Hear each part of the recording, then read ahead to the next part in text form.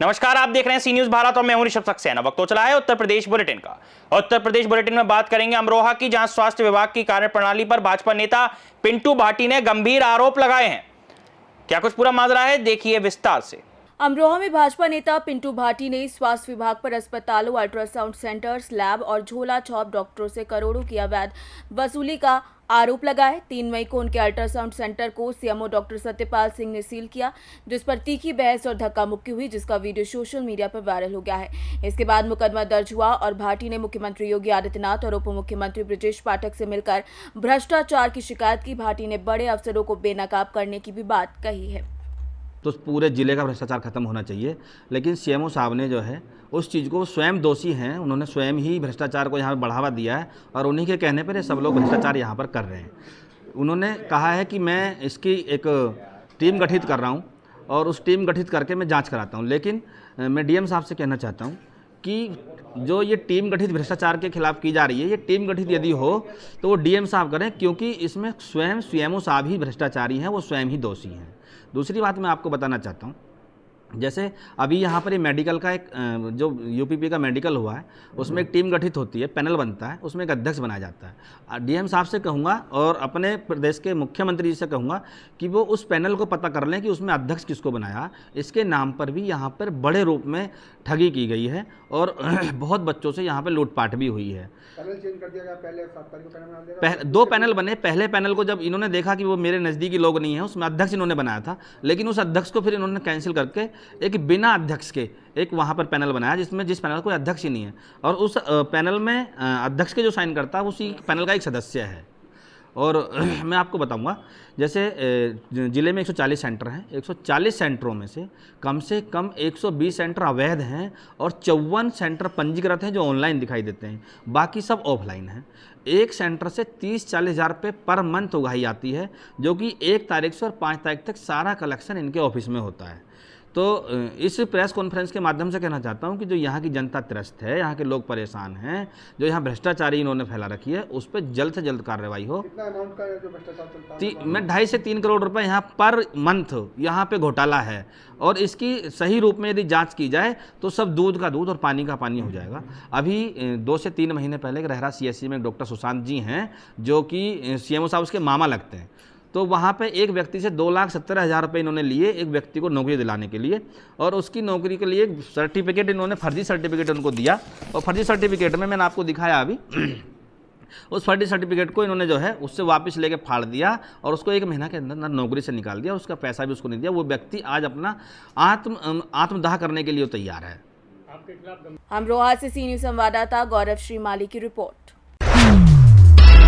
आगे बात करेंगे बलिया की, जहां नागाजी सरस्वती विद्या मंदिर में विद्यालय के प्रधानाचार्य अखंड प्रताप सिंह के द्वारा सीबीएसई की 10वीं तथा 12वीं की परीक्षा में उत्तीर्ण छात्र छात्राओं को सम्मानित किया गया। देखिए ये खास रिपोर्ट। बलिया के नागाजी सरस्वती विद्या मंदिर भोजपुर बैरिया के प्रधानाचार्य अखंड प्रताप सिंह ने सीबीएसई की 10वीं और 12वीं परीक्षा में सफल भाई बहनों को सम्मानित किया। 12वीं में प्रत्युष मौर्य और 10वीं में अनुष्का अव्वल रहे। अन्य मेधावी छात्रों में अनुष्का तिवारी, रुचि सिंह, देवांश तिवारी और अर्पित केशरी शामिल रहे। प्रधानाचार्य ने विद्यार्थियों को देश सेवा और संस्कार बनाए रखने की प्रेरणा दी। वहीं विद्यालय परिवार ने उनके उज्जवल भविष्य की कामना की है। एक आप अपना परिचय दीजिए सर। अखंड प्रताप सिंह, प्रधानाचार्य नागाजी सरस्वती विद्या मंदिर बैरिया भोजपुर। जी, कैसा कार्यक्रम है? बच्चों को आप मिठाई खिला रहे थे। सीबीएसई बोर्ड का रिजल्ट आउट हुआ है, जिसमें हमारे वहाँ के बच्चे अच्छे स्थान प्राप्त किए हैं। इनके उज्जवल भविष्य की कामना करते हैं। क्या कहेंगे बच्चों के लिए? बच्चे जहाँ भी जाएं, शिशु मंदिर का जो संस्कार है उसको लेकर के जाएं, बड़ों का सम्मान करना सीखें और अपने लक्ष्य को प्राप्ति करने के लिए जैसे भी हो उसको पूरा करें। ठीक, धन्यवाद। क्या नाम है बेटा आपका? अनुष्का। कितना परसेंट है आपका? 90.4। 10th में थी? जी सर। अच्छा, आगे क्या पढ़ाई करने का विचार है? ये इतना बढ़िया नंबर आया है आपका। आगे मैथ्स लेकर फिलहाल जेई करने का प्लान है। इसमें श्रेय किसको देंगे? टीचर्स को और मेरे पेरेंट्स को। ठीक। क्या नाम है बेटा? प्रत्युष कुमार मौर्य। आप का नंबर आपका भी अच्छा आया है। क्या भविष्य में क्या बनना चाहेंगे आप? नेशनल डिफेंस एकेडमी अभी ज्वाइन करने का प्लान है। तो अभी 10th था कि 12th था? 12th था। ठीक। एक नाम बताए अपना। देवांश तिवारी। कहाँ पढ़ते हैं? नागाजी सरस्वती विद्या मंदिर भोजपुर। आप लोग फूल माला लगाए हैं, क्या बात है? ऐसा है कि हम लोग का CBSE का रिजल्ट निकला है अच्छा। और हम लोग को बढ़िया नंबर मिला है, इसलिए माला पहनेंगे। तो माला पहनाकर सम्मानित कौन किया? सम्मानित प्रधानाचार्य जी हम लोग स्कूल के। अच्छा, आपके प्रधानाचार्य जी के। तो क्या कहेंगे प्रधानाचार्य जी के लिए? भविष्य में क्या तैयारी है आपकी? सर मेरे को नीट का पेपर देना है और उसको क्लियर करने की कोशिश करूँगा। ठीक, शुभकामना।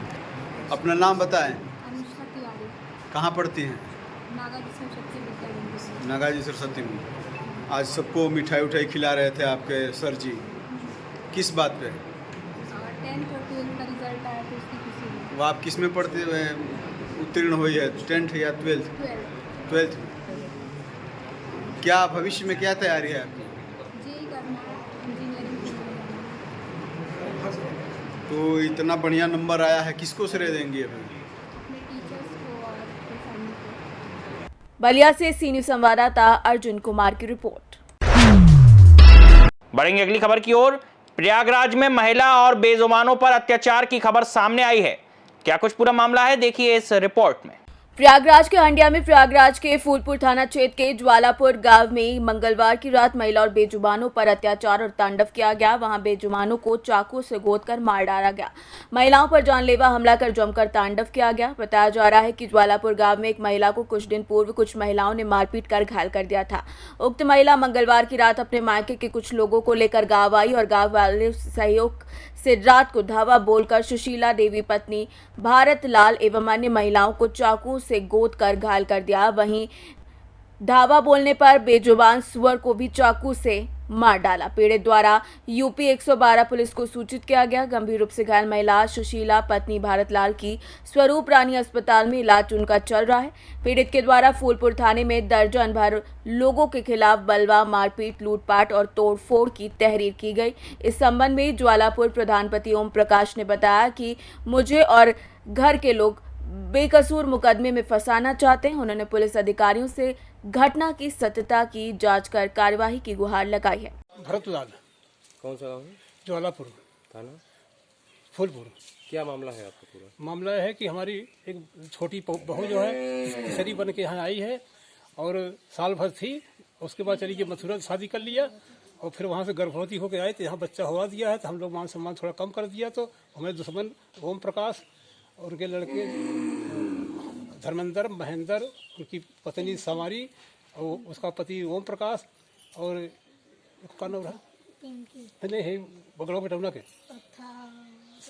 सावन सनाफ जोखू, ये सब मिल करके हमारी बहू को मायके से बुलवा करके 15-20 लोग थे। वो आए कल 7:15 और 7:30 के बीच के बाद थी। हम पानी खुलाए थे उस तरफ, हम वहाँ चले गए थे। लड़का हमारा JCB के लिए चला गया था, माटी गिरवा रहे थे, उसे पैसा की ज़रूरत थी। इधर जो है दोनों मिलकर दो लड़के हैं, दोनों तो वो अपने हिस्से में 20,000 रुपया कई कर्जा काट के 10 रुपये सैकड़ा पर लाई और उसका हमारे 8 सुगर मार डाले, 8 में 3 उछाले गए, 5 छोड़े हैं। और इधर जो है अंदर घुस करके उसको गाड़ी तोड़ डाले, 20,000 रुपया निकाल लिए। और जब भगी छत पर तो छत पर पहुंच करके एक लाठी इधर मारा तो छत पर से 13 फीट नीचे कूद गई। जहाँ संजोग भगवान बचाया कि टकरी नहीं टूटी और सीढ़ी से वापस इधर देखिए आपके घर के किसको चोट लगी, नाम बताइए उनका। सीमा देवी बहू, बड़ी बहू। हाँ। और जब वो नहीं पाई तो भाग गई उधर। तो हमारी औरत जो है, अरे यार और कौन किसको? सीमा देवी बहू को लगा है और किसको लगा है? और सुशीला देवी हमारी पत्नी। कहाँ पे हैं वो लोग इस समय? जो है स्वरूप रानी में रिफर किया गया है। स्वरूप रानी में है। तो आपने पुलिस को सूचित किया? पुलिस को तुरंत तत्काल सूचित किए थे, 112 नंबर किए थे। उतराव थाना भी आ गई थी, पता नहीं कैसे आ गई। फूलपुर थाना भी आए थे, दरोगा भी आए थे। उन्होंने सब यहाँ कैमरा लिया, वहाँ कैमरा लिया, सब लिया। लेने के बाद हमको कहे कार्रवाई के लिए तहरीर दिया है। तहरीर दिया है, मगर तहरीर में उन्होंने हमारा 2 पॉइंट काट रहे हैं। कह रहे हैं कि शुगर मत दिखाओ और घर में घुस कर डकैती मत दिखाओ, 20,000 रुपया मत दिखाओ, केवल दिखाओ कि हाँ मारे नहीं। ये कौन कहा है कि ये मत दिखाओ? दरोगा जी। कौन दरोगा, क्या नाम है? सर नाम तो नहीं जानते, शुभम वर्मा और शुभम और एक प्रयागराज से सीनियर संवाददाता ऋणविजय सिंह की रिपोर्ट। रुक करेंगे अगली खबर का। सहारनपुर में 3 शातिर आरोपी गिरफ्तार किए गए हैं। सहारनपुर के सदर बाजार थाना क्षेत्र में पुलिस ने एटीएम धोखाधड़ी करने वाले गिरोह का भंडाफोड़ किया। प्रभारी निरीक्षक रोजंत त्यागी की टीम ने मुखबिर की सूचना पर 3 आरोपियों अनिल आबिद उर्फ मिंटू उर्फ कर्नल और पिंकी को खलासी लाइन से गिरफ्तार किया। आरोपियों के पास से 3 बैंकों के एटीएम कार्ड, एल्फी की डिब्बियां, 12,000 रुपए नगद और वारदात में इस्तेमाल बाइक बरामद हुई। गिरोह एटीएम में एल्फी डालकर कार्ड फंसा देता था, पिन देख लेता और फर्जी कस्टमर केयर नंबर से लोगों को गुमराह कर उनके खातों से पैसे निकाल लेता था। पर 30 मार्च को एक अभियोग पंजीकृत हुआ था, जिसमें वादी द्वारा यह आरोप लगाया गया था कि कुछ लोगों ने उसका एटीएम कार्ड लेकर उससे उसके अकाउंट से पैसे निकाल लिए हैं। थाना सदर बाजार की पुलिस लगातार इस मामले की तफ्तीश कर रही थी। श्रीमान वरिष्ठ पुलिस अधीक्षक महोदय सहारनपुर के निर्देशानुसार इसमें टीम गठित की गई और उसमें बहुत मेहनत के साथ टेक्निकल इंटेलिजेंस, सीसीटीवी फुटेज और मैनुअल इंटेलिजेंस के साथ फाइनली इसमें 3 लोगों को जो है गिरफ्तार किया गया है, जिनमें से एक का नाम है अनिल सन ऑफ खजान, एक का नाम है आबिद उर्फ मिंटू उर्फ कन्नर और एक का नाम है पिंकी। ये तीनों जो है हाथरस के रहने वाले। इनका जो इनके पास से 3 एटीएम कार्ड भी बरामद हुए हैं अलग अलग बैंक्स के। इनके पास से कुछ कैश भी बरामद हुआ है। इसके अतिरिक्त जो मोटरसाइकिल इन्होंने घटना में प्रयोग की थी वो भी पुलिस ने बरामद करी है। सर किस तरह बदलते थे एटीएम कार्ड, क्या इनका मोडस ऑपरेंडी था? जो इनसे पूछताछ में सामने आया है, ये 3 व्यक्ति एक गैंग बना के कार्य करते थे। इनमें से एक व्यक्ति पहले ही जाकर एटीएम के जो कार्ड का स्लॉट होता है उसमें फेविस्टिक या एलपी तरह का कोई भी गम लगा देता था। उसके बाद जो भी व्यक्ति वहाँ पर पैसे निकालने आता था उसका कार्ड उसमें ब्लॉक हो जाता था, उसमें फंस जाता था और वहीं एटीएम का जो होता है एटीएम मशीन के पास ही ये अपना एक हेल्पलाइन नंबर लगा के रखते थे कि कोई भी मतलब दिक्कत हो, एक फर्जी मतलब हेल्पलाइन नंबर का भी एक वहाँ पोस्टर लगा के रखते थे। तो वो कार्ड ब्लॉक होने के बाद, कार्ड उसमें फंसने के बाद वो व्यक्ति उस नंबर पे कांटेक्ट करता था और वो नंबर इन्हीं में से एक किसी व्यक्ति के पास जाता था। इनफैक्ट वो जो नंबर है अनिल के पास जाता था। फिर वो उससे बात करके बोलता था कि ठीक है, हम आपका कार्ड निकालने की कोशिश कर रहे हैं, आप उसमें अपना पिन कार्ड डाल दीजिए। इसी बीच इनका एक और साथी जो वहीं पर एटीएम के अंदर मौजूद रहता था वो उस व्यक्ति को पिन डालते हुए देख लेता था। उसके बाद किसी बहाने से इनका एक व्यक्ति उसको बाहर ले जाता था और वो व्यक्ति फटाफट से उस कार्ड को वहाँ से एक बेल्ट की पिन के थ्रू उस कार्ड को निकाल लेता था एटीएम स्लॉट से और फिर उस कार्ड को लेकर ये चला जाता था और उसके बाद पिन का इस्तेमाल करके उससे पैसे विड्रॉ करते थे और यदि पैसे विड्रॉ करने की लिमिट खत्म हो गई है तो फिर ये लोग ऑनलाइन उससे स्वैपिंग करके भी शॉपिंग करते हैं। सर मास्टरमाइंड इसका कौन था, किसने ये पूरा तरीका इनको बताया है?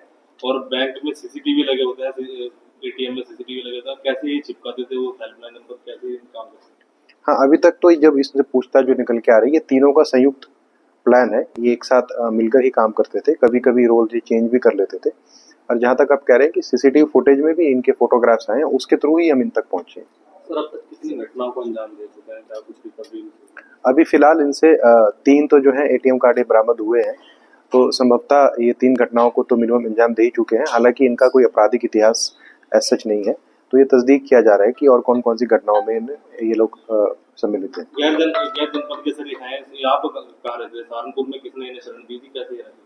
ये मुखबिर की सूचना पे हमें जानकारी मिली। संभवतः हो सकता है ये दोबारा से घटना कारित करने या फिर किसी भी कारण से ये आ रहे थे, तो पुलिस इनके पीछे बहुत टाइम से लगी हुई थी, तो मुखबिर की सूचना पे फिर इनको पकड़ा गया। सहारनपुर से सी न्यूज संवाददाता शाकिर राजपूत की रिपोर्ट। बुलेटिन के अंत में भी खबर सहारनपुर से है, जहां 8 वर्षीय बच्चे की हत्या के मामले में पुलिस ने सनसनीखेज खुलासा किया है।